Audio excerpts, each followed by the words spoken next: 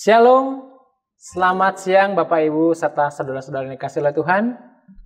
Perkenalkan saya Lukas dari Direktorat Sarana Prasarana akan menemani Bapak Ibu dalam ibadah Maranatha Family Fellowship pada hari ini Jumat 13 November 2020 secara online. Tema pada hari ini adalah panggilan pertobatan. Firman Tuhan akan dilayani oleh Bapak Pendeta Mika Sulistiono, TSD. Mari Bapak Ibu kita siapkan hati untuk kita masuk dalam ibadah ini dan kita akan mengawalnya dalam doa. Marilah kita berdoa. Ya Tuhan yang penuh dengan kasih, kami mengucap syukur Tuhan untuk berkat anugerah yang Tuhan masih karuniakan kepada kami pada hari ini. Siang ini Tuhan kami akan bersama-sama memuji dan memuliakan Engkau Tuhan, dan kami juga ingin mendengar suara-Mu melalui ibadah Maranatha Family Fellowship yang dilakukan secara online ini Tuhan. Kiranya Tuhan yang menolong supaya ibadah ini boleh berjalan dengan baik dan lancar, semuanya karena pertolongan Engkau saja Tuhan. Berkati Tuhan, kami pribadi lepas pribadi supaya kami boleh menerima berkat yang berasal daripada-Mu. Terpujilah nama-Mu ya Tuhan, hanya di dalam nama Tuhan Yesus Kristus kami sudah berdoa dan mengucap syukur. Amin. Bapak, Ibu, dan Saudara yang dikasihi oleh Tuhan, mari bersama-sama kita menyanyikan pujian dari pelengkap Kidung Jemaat 242, Seindah Siang Disinari Terang.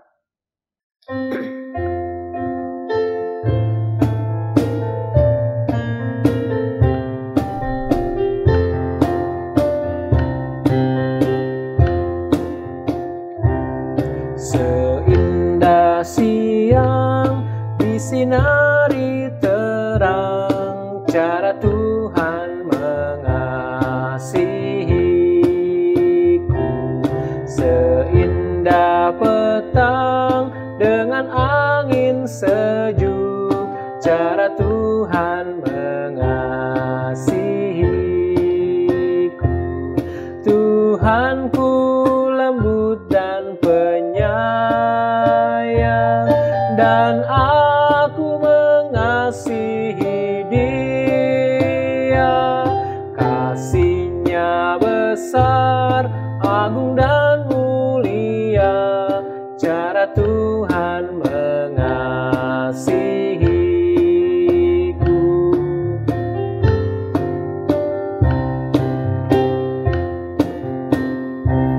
Sedalamnya laut, seluas angkasa, cara Tuhan mengasihiku.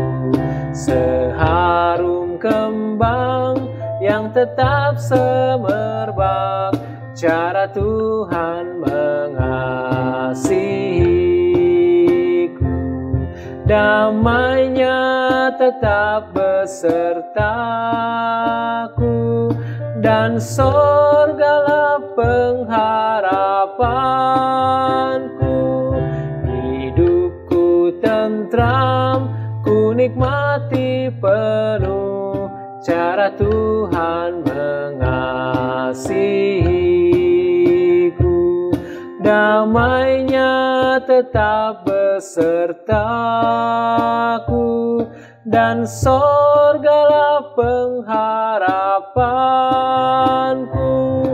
Hidupku tentram, ku nikmati penuh, cara Tuhan mengasihiku. Cara Tuhan mengasihiku, cara Tuhan mengasihiku.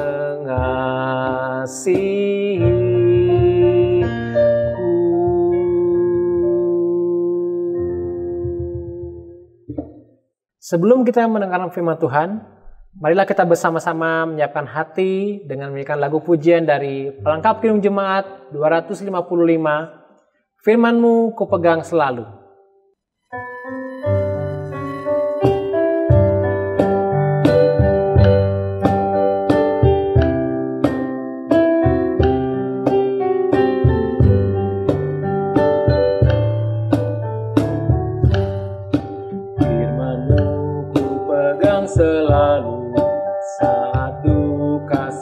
saat senang, jalan hidup yang akan datang, tangan Tuhan yang memegang.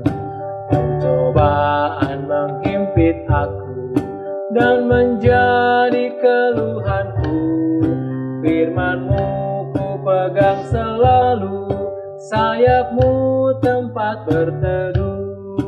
Firman-Mu Tuhan ku pegang selalu, hilanglah keraguanku. Bila hatiku rasa susah, padamu aku berserah, firman-Mu ku pegang selalu, maka amanlah jiwaku.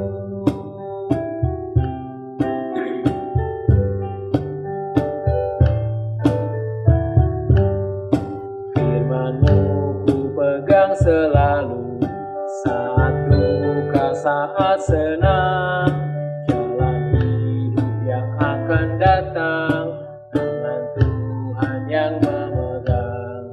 Pencobaan menghimpit aku dan menjadi keluhanku, firman-Mu ku pegang selalu, sayap-Mu tempat berteduh. Firman-Mu Tuhan ku pegang selalu, hilanglah keraguanku. Bila hatiku rasa susah, padamu aku berserah, firman-Mu ku pegang selalu, maka amanlah jiwaku. Firman-Mu Tuhan ku pegang selalu, hilanglah keraguanku.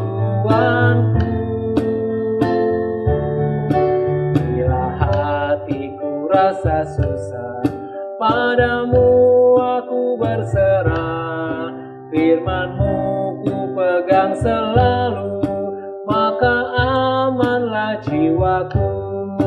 Firman-Mu ku pegang selalu, maka amanlah jiwaku.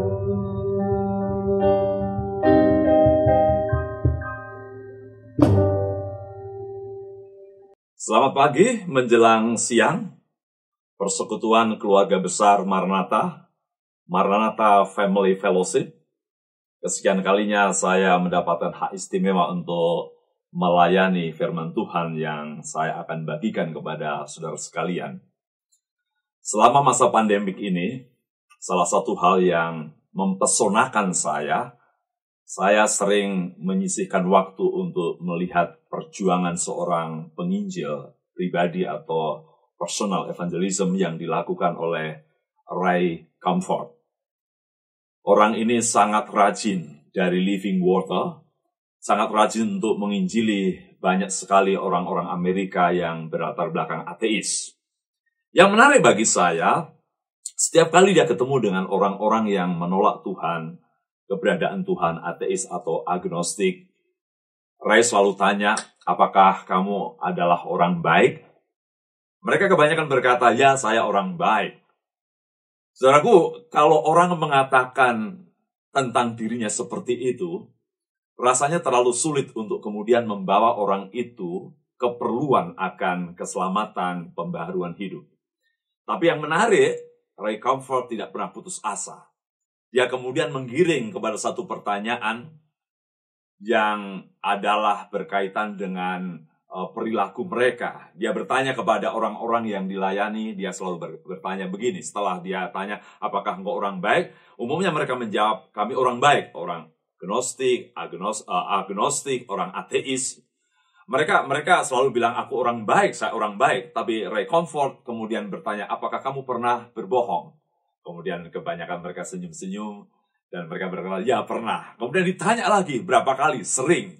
Itu artinya bahwa sebenarnya, di balik segala pengakuan dan pernyataan diri mereka orang baik, sebenarnya di balik itu mereka juga menunjukkan perilaku-perilaku yang tidak cocok dengan kebaikan itu.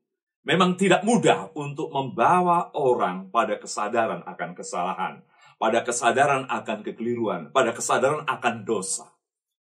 Ibu bapak yang dikasihi Tuhan, pada masa kini saya cukup prihatin bahwa gereja-gereja Tuhan, komunitas orang percaya, bahkan mungkin fellowship orang percaya, terlalu jarang berbicara masalah pertobatan, hidup, menyadari kesalahan dan berbalik kepada Tuhan.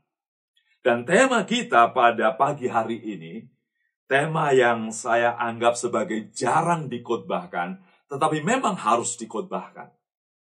Karena cukup banyak para pembicara, para pengkhotbah, lebih memberikan topik-topik yang menenangkan, menyenangkan, yang tidak menabrak kehidupan mereka. Dan saya senang, tema topik kita pada pagi menjelang siang hari ini, dalam fellowship keluarga besar Maranatha adalah panggilan pertobatan. Panggilan pertobatan. Bagian firman Tuhan yang disodorkan kepada saya memang tidak langsung berbicara tentang pertobatan itu sebagai topik utama. Tetapi topik utama di situ berkaitan dengan penghukuman Tuhan. Namun menarik bahwa di balik segala hukuman yang dituangkan Tuhan, diungkapkan, diwahyukan kepada 7 jemaat di Asia Kecil itu, di balik pernyataan-pernyataan hukuman Tuhan ada hal-hal yang menjadi perhatian dan harus menjadi perhatian kita, persoalan pertobatan. Mari kita perhatikan bagian firman Tuhan yang terambil dari Wahyu pasal 9 ayat 13 sampai ayat 21. Saya akan fokus pada ayat 19 sampai 21 karena disitulah pengertian, gagasan, kemudian usikan tentang pertobatan disinggung oleh penulis Wahyu sebagai bagian dari visi Tuhan. Demikian bunyi firman Tuhan. Wahyu pasal 9 ayat 13 sampai 21.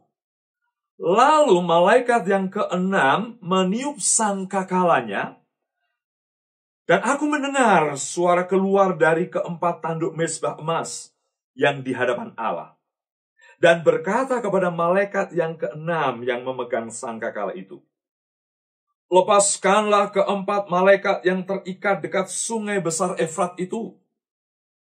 Maka dilepaskannya lah keempat malaikat yang telah disiapkan bagi jam dan hari, bulan dan tahun untuk membunuh sepertiga dari umat manusia.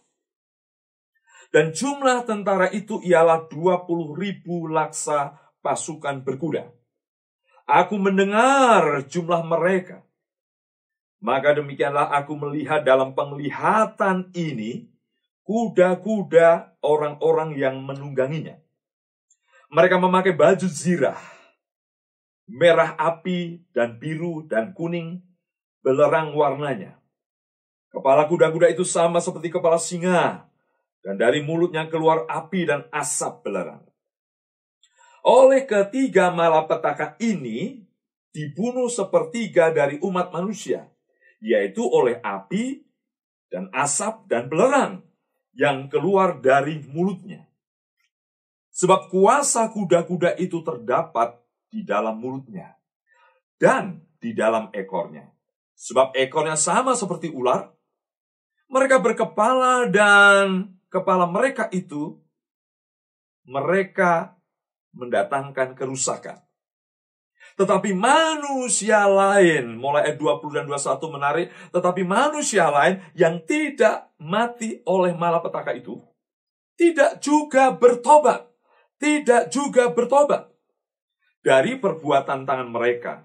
Mereka tidak berhenti menyembah roh-roh jahat dan berhala-berhala dari emas dan perak, dari tembaga, batu, dan kayu yang tidak dapat melihat atau mendengar atau berjalan.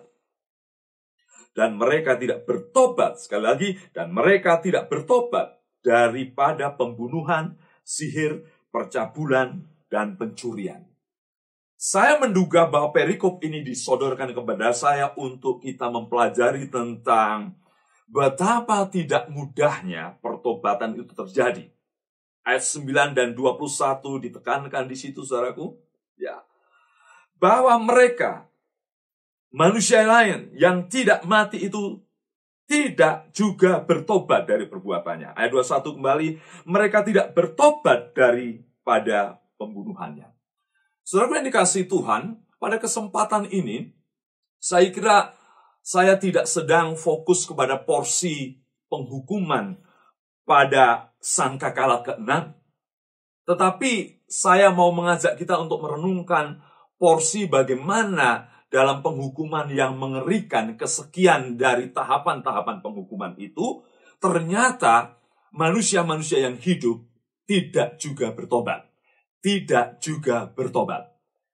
Rasanya saya ingin mengglance atau melihat sepintas dari kitab Wahyu. Kitab ini adalah kitab apokaliptik yang menjadi kitab surat tulisan kepada 7 jemaat yang mengalami penderitaan pada masa Kaisar Domitian. Dan sebenarnya kekristenan mengalami persekusi yang luar biasa, begitu menyolok pada masa Nero dan berlanjut Vespian dan kemudian berlanjut kepada Kaisar Domitian. Dan Kaisar inilah yang pertama kali minta disembah sebagai Tuhan dan Allah. Dan begitu banyak orang Kristen yang mengalami aniaya bahkan kematian. Dalam kondisi inilah kitab apokaliptik pengungkapan, yaitu kitab Wahyu, menjadi keinginan Tuhan untuk menguatkan jemaat-jemaat di Asia Kecil yang mengalami aniaya. Supaya mereka tidak terfokus kepada apa yang sedang terjadi, tetapi apa yang akan terjadi kemudian, bukan sekedar sebagai sejarah yang mereka mengerti, tetapi sejarah yang memberikan ketenangan, sukacita, harapan, bahwa di tengah-tengah penderitaan harus melihat ke depan, ada kemuliaan, ada kemenangan. Kitab Wahyu yang seperti inilah yang patut dibaca oleh para pembaca, terutama 7 jemaat di Asia Kecil, juga gereja-gereja di kemudian hari. Ibu bapak yang dikasihi Tuhan, menarik bagi saya bahwa dalam 2 porsi besar, pasal 1 sampai pasal 3, penulis mencatat, yaitu Yohanes, mencatat apa yang menjadi vision Wahyu tentang masa depan gereja, dimulai dari gereja Asia Kecil itu. Ada ungkapan yang menarik, apa yang terjadi sekarang. Dan kemudian dalam pasal 4, mulai diungkapkan di ayat 2, dikatakan di situ bahwa apa yang akan terjadi sesudah ini. Jadi kalau saya bagi secara garis besar, pasal 1 sampai pasal 3 itu berbicara tentang peneguhan, teguran, penguatan, pujian kepada 7 jemaat. Kemudian pasal 4 dan seterusnya, setelah gereja diberikan teguran, penguatan, bahkan juga panggilan untuk bertobat, kemudian vision apokaliptik itu menjangkau atau meluas kepada penghukuman dunia ini. Saya sangat yakin ini akan terjadi pada masa-masa mendekati kedatangan Yesus. Penderitaan itu global. Jadi saya melihat Wahyu bukan lagi kisah yang akan terjadi di masa mendatang tentang kesempatan besar untuk bertobat.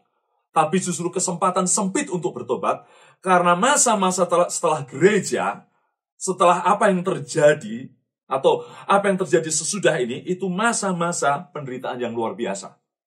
Dan di situ memang betul, sedikit sekali panggilan-panggilan pertobatan, tetapi ada fakta-fakta orang begitu sulit bertobat. Jadi dalam pasal 4 sampai pasal 22, mungkin sebelumnya pasal 19, penghukuman dimulai dari meterai, sangkakala, cawan, semua itu adalah penuangan murka Tuhan. Jelas sekali datang dari Tuhan. Ini bukan sekedar bencana akibat semesta, tetapi keputusan dan ketetapan Tuhan untuk menghukum dunia. Karena dunia rasanya makin sulit untuk dipertobatkan. Nah, dari konteks inilah saya mengambil salah satu bagian pada pasal 9, ketika sangkakala ke-6 dituangkan. Sekali lagi saya tidak akan fokus untuk menafsirkan rumit-rumitnya sangkakala ke-6, tapi pada dasarnya sangkakala ke-6 juga penghukuman yang sangat mengerikan. Mungkin sekali gambaran tentang 4 malaikat, kemudian kuda dan kekuasaannya itu pertempuran. Tapi juga ditambahkan di ayat 18, dalam malapetaka itu ada juga api, asap, dan belerang. Intinya, makin meningkatlah murka Tuhan, ya, makin kuat dan dahsyat dan intensif kemarahan Tuhan atas dunia. Sehingga dikatakan di situ 1/3 penduduk dunia meninggal. Nah, di tengah-tengah yang sudah meninggal, seharusnya kan orang berpikir, mengapa bisa seperti ini? Apa yang harus saya lakukan? Mungkin saya harus berbalik, mungkin saya harus koreksi. Tapi ayat 19 sampai ayat 21 dikatakan berulang-ulang tadi, 2 kali, paling tidak. Dikatakan mereka tidak bertobat. Manusia lain yang tidak mati karena malapetaka pada sangkakala ke-6 itu, mereka tidak bertobat dari perbuatan tangannya. Bertobat. Saudaraku yang dikasihi Tuhan, kata bertobat yang umum dipakai adalah metanoia. Metanoia. Itu artinya berbalik 180 derajat. Tadinya menghadap ke sana, kemudian berbalik menghadap ke sebelah sana. Ya, contra direction. Ya, itu artinya metanoia. Bahkan dalam arti literal adalah change mind, merubah pikiran, merubah konsep, merubah sikap hati. Saudara yang dikasihi Tuhan, menarik sekali bahwa berita pertobatan adalah berita penting dalam bagian firman Tuhan. Jadi ketika ada malapetaka itu, barangkali mau dikatakan seperti ini, sudah seperti ini tanda murka Tuhan, sudah seperti ini bencana alam, penderitaan tadi yang memakan sepertiga penduduk dunia. Tapi mereka tidak bertobat. Saudara, ini sebuah pelajaran yang menarik. Ternyata bertobat itu tidak mudah. Ya. Ternyata bertobat itu tidak mudah, saudaraku. Metanoia. Tetapi inilah tema kita yang harus menjadi berita orang-orang percaya yang datang dari pemimpin Kristus, pengkhotbah, pimpinan Kristen. Panggilan bertobat itu adalah penting. Ada 3 hal yang saya ingin tekankan dari bagian ini. Pertama adalah bahwa yang dimaksud bertobat selalu berkaitan dengan kehendak Tuhan. Bertobat yang berarti berbalik, metanoia, selalu berbicara tentang kehendak Tuhan. Karena tidak ada pertobatan yang merupakan panggilan manusia, yang merupakan keinginan manusia. Tapi metanoia, pertobatan, berbalik, selalu berkaitan dengan panggilan Tuhan. Tidak ada panggilan terpenting dalam dunia ini, saudaraku, dalam kemerosotan manusia, selain panggilan untuk bertobat. Menarik, dalam kitab Wahyu ada kurang lebih, saudaraku dikasih Tuhan, 12 kali kata metanoia. Jangan sampai saudara berpikir kesedihan dalam gambaran sangkakala itu, kesedihan terhadap manusia yang tidak bertobat walaupun sudah ada tanda mengerikan. Sebenarnya 8 kali kata bertobat, panggilan bertobat juga dikenakan kepada 7 jemaat. Nanti saudara teliti misalkan pasal 2 ayat 5, ayat 16, 18, 21, 22, kemudian pasal 3 ayat 3, 9, 20, itu semua tentang jemaat. Dari 12 itu ada 8 dikenakan kepada jemaat. Ya, sama, metanoia. Kalau dalam pasal 9, dalam sikap sayang, manusia yang hidup itu tidak bertobat. Tapi dalam konteks ke-7 jemaat, panggilan bertobat itu untuk orang-orang yang sudah percaya. Ini yang pertama, saudaraku. Jadi memang bertobat, berbalik, metanoia, itu adalah terutama panggilan bagi orang-orang yang sudah percaya. Harus lebih serius. Kalau orang tidak percaya, keras hati, ya barangkali mungkin tinggal tunggu hukumannya. Jadi sebenarnya pada pasal 9, dari ayat 19 sampai 21, pernyataan mereka tidak bertobat adalah perasaan Tuhan melalui Yohanes, sudah ada hukuman seperti ini, kok ia tidak mau bertobat? Saya tidak tahu. Barangkali kemerosotan memandang Allah itu yang membuat orang sungguh-sungguh tidak mengerti Tuhan dengan benar. Saya mau katakan, tidak mungkin metanoia bertobat itu kepada dan tertuju pada manusia. Pasti panggilan bertobat datang dari Tuhan Allah. Bahkan saya pun tidak kuasa untuk memaksa saudara bertobat, tetapi saya menjadi alat Tuhan untuk menyampaikan panggilan Tuhan. Bahwa tidak hanya orang tidak percaya, bahkan orang percaya pun terus harus mengalami pertobatan. Karena buktinya di pasal 2 sampai pasal 3 yang berbicara tentang 7 jemaat. Jemaat itu tidak hanya dipuji, tidak hanya dikritik, tetapi dipanggil untuk bertobat. Yang kedua, metanoia, pertobatan, selalu berkaitan dengan orang meninggalkan Tuhan Allah menuju kepada Tuhan Allah. Ya jelaslah ya, bahwa pertobatan metanoia itu kedaulatan Allah untuk menarik manusia, panggilan Allah. Maka yang disebut metanoia selalu arahnya kepada Tuhan Allah. Karena jelas sekali dalam teks itu, saudaraku ini kasih Tuhan, dunia begitu menggantikan kemuliaan Tuhan. Dunia sudah menggantikan kebesaran Tuhan dengan gambaran-gambaran di situ jelas sekali.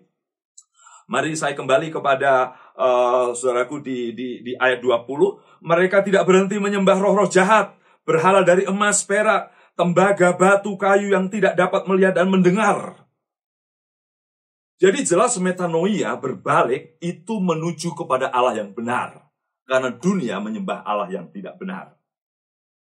Saudaraku dikasih Tuhan, Paulus pernah menulis juga dalam Roma pasal 1, bahwa kebodohan manusia, keterplesetan mental, pikiran, dan hati manusia, maka terciptalah Allah-Allah palsu. Dan Allah-Allah palsu, berhala-berhala itu, melahirkan praktek-praktek palsu. Paulus pernah mengatakan dalam Roma pasal 1, saudaraku, Roma pasal 1 ayat 22 dan 23, mereka berbuat seolah-olah mereka penuh hikmat, tetapi mereka telah menjadi bodoh. Apa di situ? Mereka menggantikan kemuliaan Allah yang tidak fana dengan gambaran yang mirip dengan manusia yang fana, burung-burung, binatang-binatang berkaki 4, atau binatang-binatang yang menjalar. Menarik sekali.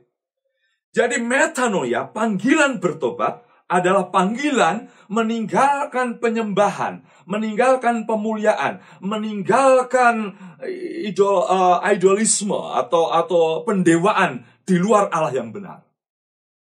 Saya kira tidak ada maksud lain bahwa panggilan Tuhan untuk metanoia adalah panggilan untuk kembali kepada Allah yang benar, Allah yang sejati. Karena di dunia ini terlalu kuat pertandingan antara Allah yang benar dengan Allah palsu. Kadang mirip-mirip. Saudaraku, panggilan pertobatan berarti kembali kepada Allah sejati dan benar.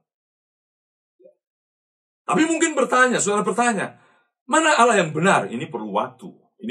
Mungkin nanti akan ada topik tentang siapa Allah yang benar. Pasti butuh waktu menjelaskan. Tapi setiap orang dipanggil untuk kembali menuju kepada Allah yang benar, karena metanoia adalah berbalik menuju kepada Allah. Bukan sekedar Allah memanggil untuk bertobatlah kau. Bertobat kemana?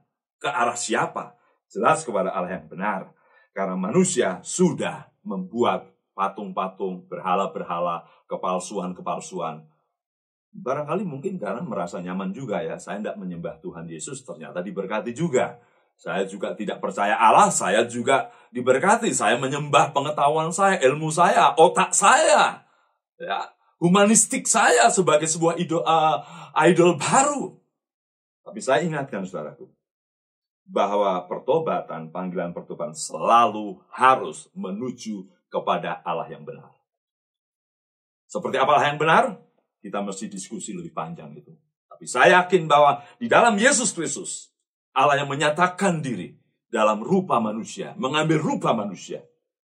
Disitulah kita memusatkan perhatian penyembahan kita. Yang terakhir, saudaraku, panggilan bertobat berarti bukan hanya berbalik menuju kepada Allah, tetapi integrated di situ. Ketika orang menuju kepada Allah, maka dirinya sekaligus meninggalkan semua kejahatan dosa. Dosa dari mulai memalsukan Allah, dosa dari mulai menjadikan hal-hal di luar Allah sebagai Allah.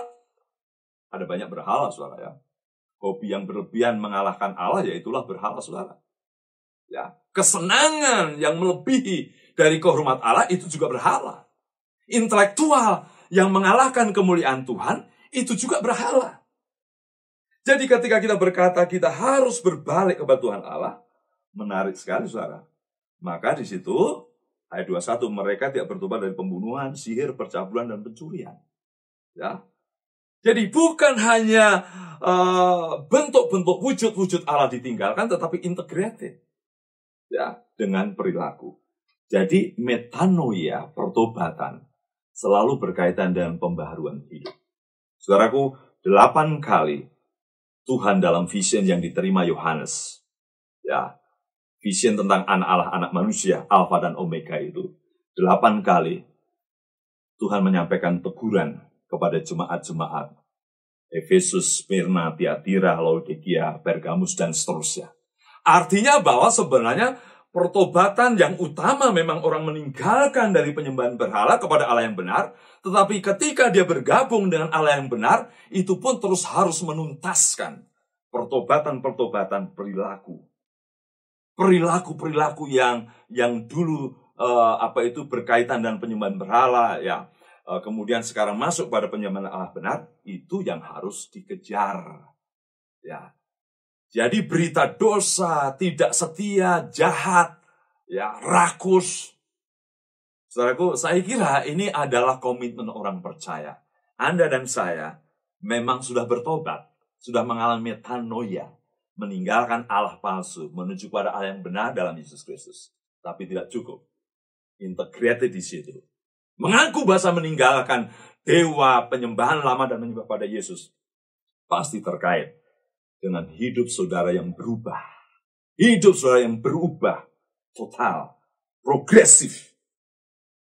Saudaraku dikasih Tuhan. Gereja ada di dunia yang merosot, membusuk. Membusuk perlahan-lahan halus. Atau membusuk norak, radikal. Banyak juga.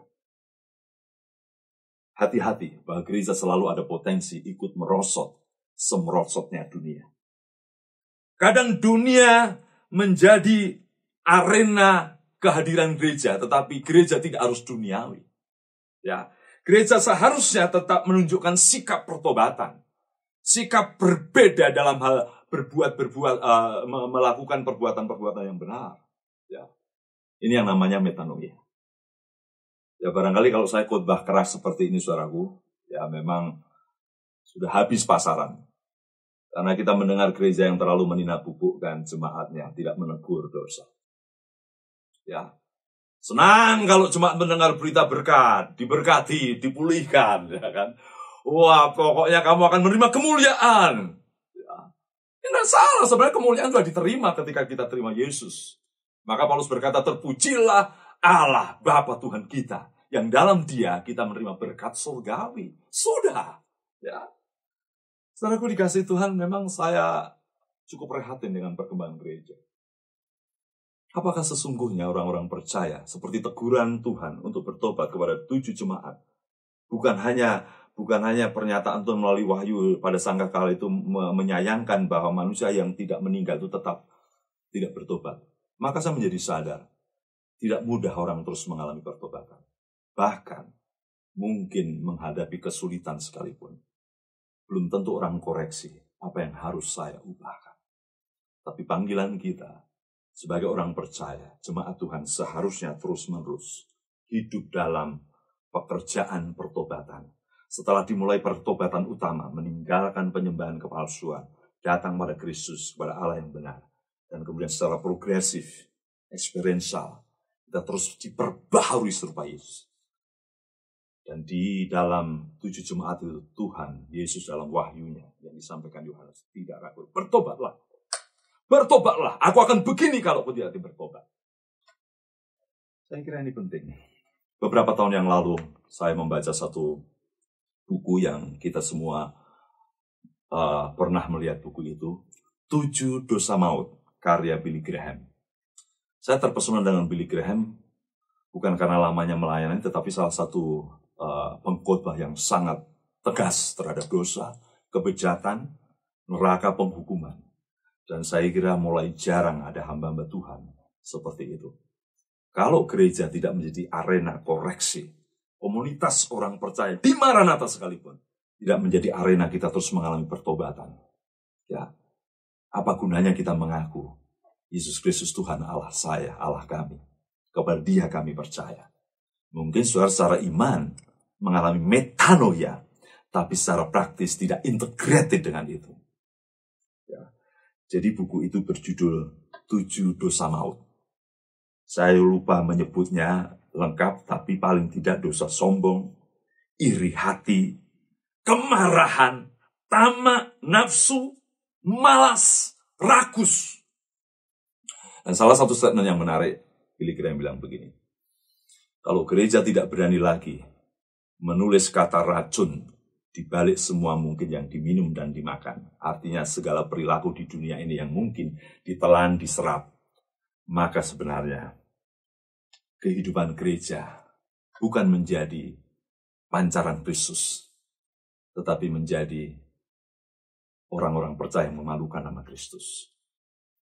Saudaraku dikasih Tuhan, saya mau katakan, kalau gereja merosot, orang Kristen merosot, Anda dan saya merosot dalam pertobatan.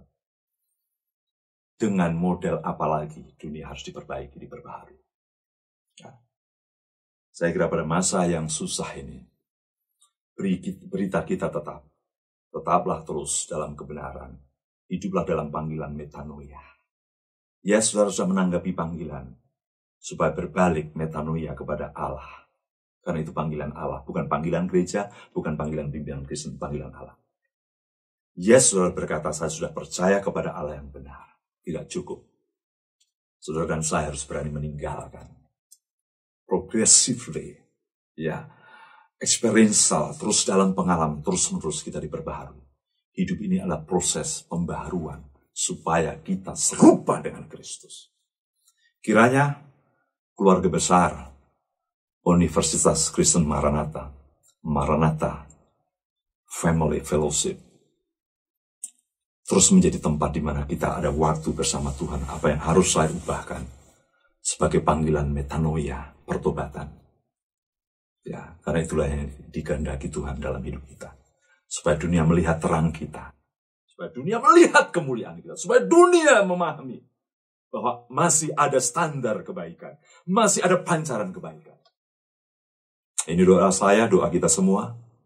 Saya, semua orang yang mengaku percaya Kristus sudah dalam track metanoia, dalam track pertobatan. Ya, bukan statement saja, tapi pembaharuan yang sejati. Mari kita berdoa. Bapa, kami bersyukur padamu. Di tengah-tengah berita yang selalu menyenangkan, menikmatkan jemaat, ada berita yang begitu harus ditegaskan, dikuatkan. Takut-takut dalam hidup kami kadang gereja ikut merosot dalam kemerosotan dunia. Gereja yang dari Allah, orang percaya yang dipanggil oleh panggilan surgawi hadir di dunia ini, akhirnya menjadi duniawi bukan surgawi di tengah-tengah dunia.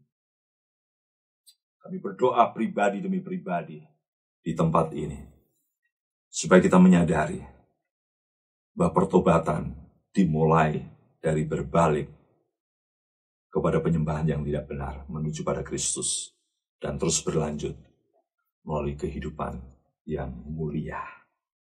Terpuji namamu, dalam nama Tuhan Yesus Kristus kami berdoa dan mengucap syukur. Haleluya. Amin. Selamat siang Bapak Ibu Saudara.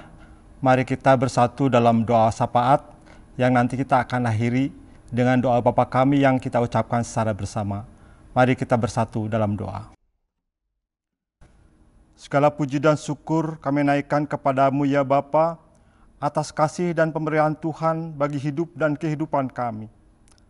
Terima kasih untuk setiap pimpinan dan berkat yang Tuhan berikan bagi kami.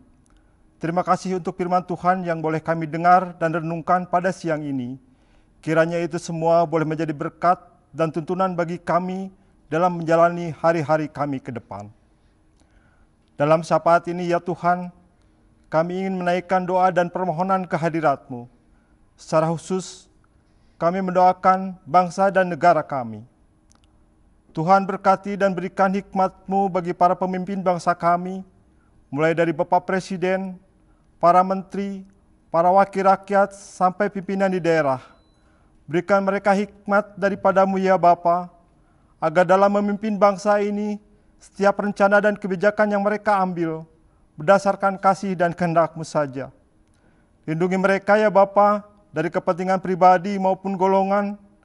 Biarlah para pemimpin bangsa kami boleh bersahati untuk memberikan yang terbaik bagi bangsa Indonesia. Terlebih di masa pandemi COVID-19 ini, ada banyak hal yang mengubah bangsa kami, baik dari tatanan sosial, ekonomi, kesehatan, pendidikan. Beri kami kesemua kesabaran ya Tuhan, dan kemampuan untuk melewati masa-masa ini. Berkati usaha pemerintah untuk menanggulangi wabah virus COVID-19 ini. Upaya pengadaan vaksin yang saat ini sedang diupayakan, biarlah itu semua boleh menjadi jalan bagi bangsa kami terhindar dari penyebaran virus ini. Ajar kami semua ya Tuhan, untuk selalu mematuhi semua protokol kesehatan yang dicanangkan, agar kami boleh terhindar dari penyebaran virus ini ya Tuhan. Kami meyakini bahwa dalam setiap perkara yang Tuhan berikan jalan keluar yang terbaik bagi kami, dan kami percaya Bapa, ada rencana indah yang Tuhan sediakan bagi hidup dan kehidupan kami. Terima kasih Tuhan, biarlah Tuhan boleh senantiasa menaungi dan melindungi kami setiap hari ya Tuhan. Kami juga mendoakan ya Tuhan untuk Universitas Kristen Maranatha, di mana kami bekerja, berkarya dan melayani melalui pendidikan ya Tuhan. Berkati para pemimpin kami, mulai dari pengurus yayasan, rektor dan para wakil rektor, pimpinan fakultas dan jurusan. Biarlah hikmat dan bijaksana senantiasa menyertai mereka dalam setiap perencanaan dan kebijakan-kebijakan yang diambil. Kami mendoakan untuk program studi teknik sipil yang hari ini sedang menjalani proses akreditasi ya Tuhan. Tuhan pimpin sertai para pejabat dan staf di program studi teknik sipil, sehingga mereka boleh menjalani proses akreditasi ini dengan baik. Diberi kelancaran dan kemudahan dalam mempersiapkan semua data dan dokumen-dokumen yang diperlukan ya Tuhan. Yang pada akhirnya kami berharap program studi teknik sipil memperoleh hasil yang baik dari akreditasi ini ya Tuhan. Kami juga ingin mendoakan ya Tuhan, panitia Natal di Universitas Kristen Maranatha, Tuhan sertai dan berkati setiap rencana acara yang sudah disusun, sehingga kami semua boleh mempersiapkan diri dan menyambut hari kelahiran-Mu dengan penuh syukur dan sukacita. Kami juga teringat akan saudara kami yang saat ini terganggu kesehatannya. Secara khusus, kami ingin mendoakan Bapak Jeffrey, staf di Direktorat Keuangan yang akan menjalani operasi karena penyakit bagian saraf yang terjepit ya Tuhan. Tuhan beri kemudahan dan kelancaran dalam rencana operasi ini. Biarlah ini boleh menjadi upaya dan jalan bagi Bapak Jeffrey untuk terlepas dari sakit yang sudah lama dia derita Tuhan. Beri Pak Jeffrey kesiapan, berkati para medis yang menanganinya. Tuhan urapi dan berkati setiap pengobatan yang diberikan. Kami percaya tangan Tuhan boleh menjamah semuanya menjadi kebaikan. Terima kasih Tuhan, inilah doa syukur dan syafaat kami yang kami naikkan ke hadirat-Mu ya Bapa. Ampuni ya Tuhan untuk setiap permohonan kami yang tidak seturut kehendak-Mu. Biarlah kehendak-Mu yang terjadi atas kami, bukan kehendak kami ya Tuhan. Dan doa yang jauh dari sempurna ini Tuhan Yesus, kami alaskan hanya dalam nama-Mu yang sudah mengajar kami berdoa. Bapa kami yang di surga, dikuduskanlah nama-Mu, datanglah kerajaan-Mu, jadilah kehendak-Mu di bumi seperti di surga. Berikanlah kami pada hari ini makanan kami yang secukupnya, dan ampunilah kami akan segala kesalahan kami, seperti kami juga mengampuni orang yang bersalah kepada kami. Dan janganlah membawa kami ke dalam pencobaan, tetapi lepaskanlah kami daripada yang jahat, sebab Engkau-lah yang punya kerajaan dan kuasa dan kemuliaan sampai selama-lamanya. Amin. Untuk merespon firman Tuhan yang telah kita dengar, mari kita bersama-sama menyanyikan pujian dari Kidung Jemaat 370, Ku mau berjalan dengan juru selamatku.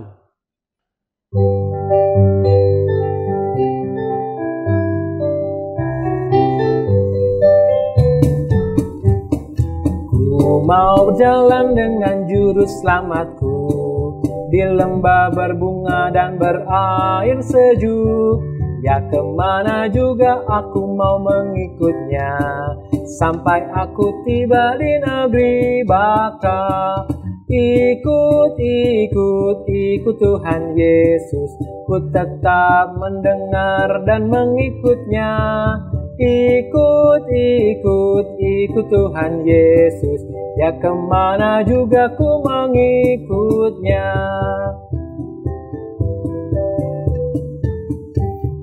Ku mau berjalan dengan juru selamatku, di lembah gelap di badai yang menderu.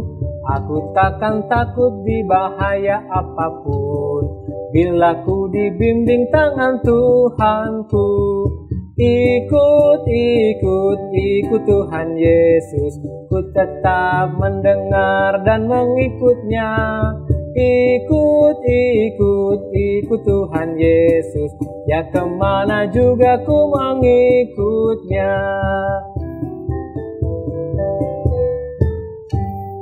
Bersama juru selamat hatiku teguh, di lembah dan bukit yang perlu ku tempuh. Tuhanku membimbing aku pada jalannya, yang menuju rumah Allah yang bakal. Ikut, ikut, ikut Tuhan Yesus, ku tetap mendengar dan mengikutnya. Ikut, ikut, ikut Tuhan Yesus, ya kemana juga ku mengikutnya. Ikut, ikut, ikut Tuhan Yesus, ku tetap mendengar dan mengikutnya. Ikut, ikut, ikut Tuhan Yesus, ya kemana juga ku mengikutnya. Ya kemana juga ku mengikutnya. Ya kemana juga ku mengikutnya.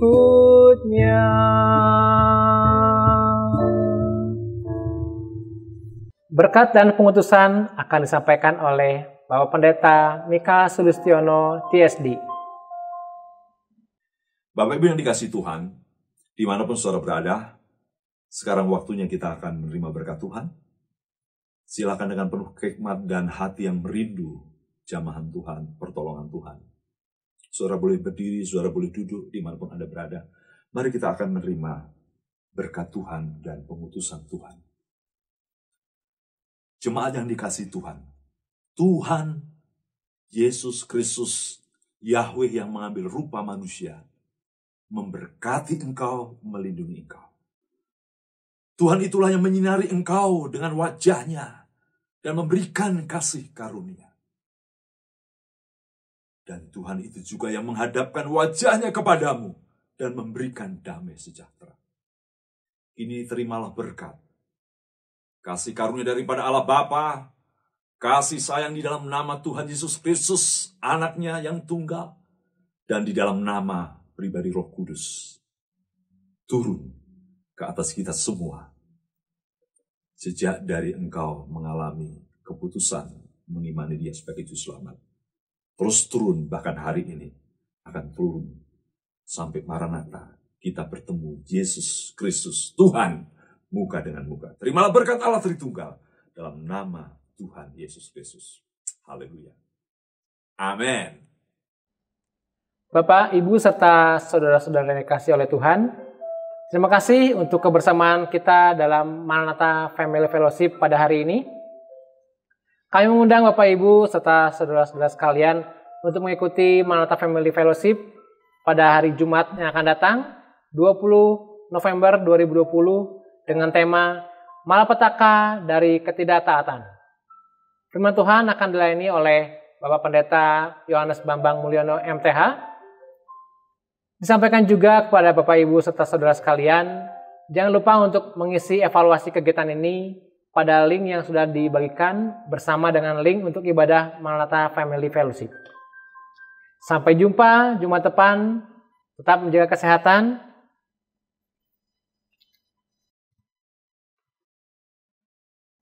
Tuhan Yesus memberkati.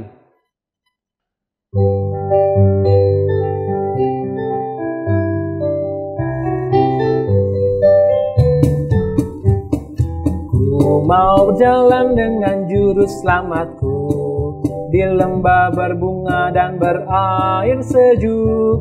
Ya kemana juga aku mau mengikutnya, sampai aku tiba di negeri baka. Ikut Tuhan Yesus, ku tetap mendengar dan mengikutnya. Ikut Tuhan Yesus, ya kemana juga ku mengikutnya.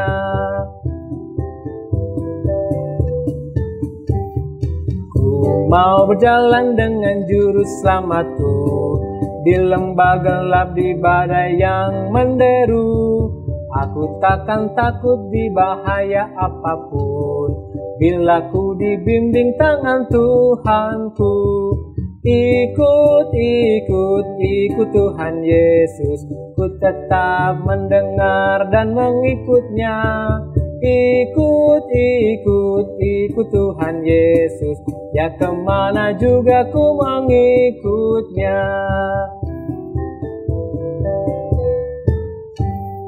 Bersama juru selamat hatiku teguh, di lembah dan bukit yang perlu ku tempuh. Tuhanku membimbing aku pada jalannya, yang menuju rumah Allah yang baka. Ikut Tuhan Yesus, ku tetap mendengar dan mengikutnya. Ikut Tuhan Yesus, ya kemana juga ku mengikutnya. Ikut Tuhan Yesus, ku tetap mendengar dan mengikutnya. Ikut Tuhan Yesus, ya kemana juga ku mengikutnya. Ya kemana juga ku mengikutnya. Ya kemana juga ku mengikutnya.